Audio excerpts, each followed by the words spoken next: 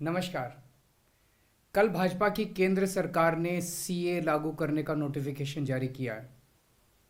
10 साल देश पे राज करने के बाद एन चुनाव के पहले इन लोगों को सीए की बात करनी पड़ रही है। अगर 10 साल में कुछ अच्छा काम कर लेते तो शायद आज सीए की जगह अपने कामों पे वोट मांग रहे होते। आज देश के सामने सबसे बड़ी समस्या महंगाई और बेरोजगारी की है। किसी को भी घर चलाना मुश्किल हो रहा है, इतनी ज़्यादा महंगाई हो गई है, कमर तोड़ महंगाई हो रही है। उधर हमारे युवा दर दर की ठोकरें खा रहे हैं रोजगार के लिए, उनके ऊपर डंडे लाठियां बरसाई जा रही हैं। ऐसे में सरकार बेरोजगारी और महंगाई का समाधान ढूंढने की बजाय सीए की बात कर रही है, तो ये बड़े दुख की बात है। ये सीए आखिर है क्या? बीजेपी की केंद्र सरकार का कहना है कि 3 देश, बांग्लादेश, पाकिस्तान और अफगानिस्तान, इन 3 देशों के अल्पसंख्यक जो हैं वो अगर भारत की नागरिकता लेना चाहें तो उन्हें भारत की नागरिकता दे दी जाएगी। इसका मतलब बड़ी संख्या में यहाँ से अल्पसंख्यकों को हमारे देश में लाया जाएगा, उनको रोज़गार दिए जाएंगे, उनके लिए घर बनाए जाएंगे, उनको यहाँ बसाया जाएगा। अजीब बात है ना। बीजेपी की केंद्र सरकार से हमारे बच्चों को रोजगार दिए नहीं जा रहे, पाकिस्तान से लोगों को लाके उनके बच्चों को रोजगार देना चाहते हैं। हमारे लोगों के पास तो घर नहीं है, भारत के तो ढेरों लोग बेघर हैं, लेकिन बीजेपी वाले पाकिस्तान से लोगों को लाके उन्हें भारत में बसाना चाहते हैं, उनको घर देना चाहते हैं। हमारे रोजगार उनके बच्चों को देना चाहते हैं, हमारे हक के घर उनमें पाकिस्तानियों को बसाना चाहते हैं। भारत सरकार का जो सरकारी पैसा हमारे परिवार और देश के विकास पे खर्च होना चाहिए, वो पैसा पाकिस्तानियों को भारत में बसाने पे खर्च किया जाएगा। इन 3 देशों में लगभग 2.5 से 3 करोड़ अल्पसंख्यक हैं। ये तीनों बहुत गरीब देश हैं। जैसे ही भारत के दरवाजे खुलेंगे, इन 3 देशों से भारी भीड़ हमारे भारत में आ जाएगी। अगर इन 2.5-3 करोड़ में से 1.5 करोड़ लोग भी भारत आ गए तो कौन देगा इनको रोजगार? कहां बसाओगे इनको? बीजेपी वाले अपने घर में बसाएंगे क्या इनको? इनके अपने घर में रखेंगे क्या इनको?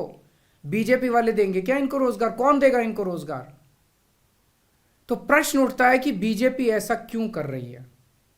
कई लोगों से मैंने बात की, कुछ लोगों का कहना है कि ये पूरा का पूरा खेल वोट बैंक बनाने की गंदी राजनीति है।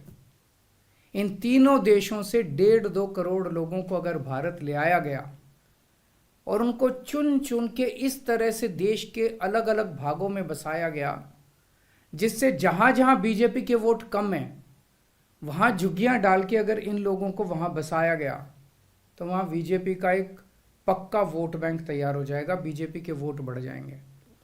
और आने वाले इस चुनाव में तो नहीं, आने वाले भविष्य के चुनाव में बीजेपी को इससे बहुत बड़ा चुनावी फायदा मिल सकता है, ऐसा कुछ लोगों का कहना है।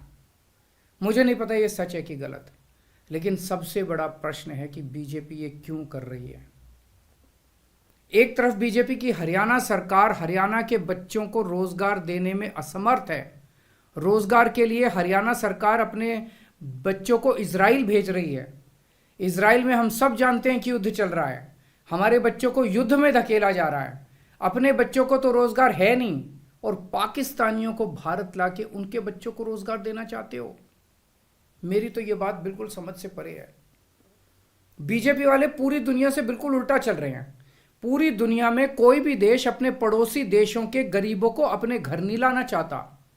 पड़ोसी देशों के लोगों को अपने देश में आने से रोकने के लिए पूरी दुनिया में हर देश तरह तरह के कानून बनाता है, बॉर्डर पे दीवारें लगाता है, बॉर्डर पे बिजली की तारें लगाई जाती हैं ताकि पड़ोसी देश का कोई भी व्यक्ति हमारे देश के अंदर ना आ सके। बीजेपी शायद अकेली पार्टी है पूरी दुनिया की जो पड़ोसी देश के गरीब लोगों को अपने देश में घुसाने के लिए दरवाजे खोल रही है, बिल्कुल उल्टा कर रही है। एक और बात है सोचने की, पिछले 10 सालों में 11 लाख से ज्यादा भारत के बड़े बड़े अमीर उद्योगपति और व्यापारी भारत छोड़ के चले गए। ये लोग भारत में फैक्ट्री चलाया करते थे, इंडस्ट्री चलाया करते थे, बड़े बड़े व्यापार किया करते थे, लाखों लोगों को नौकरी देते थे, रोजगार देते थे।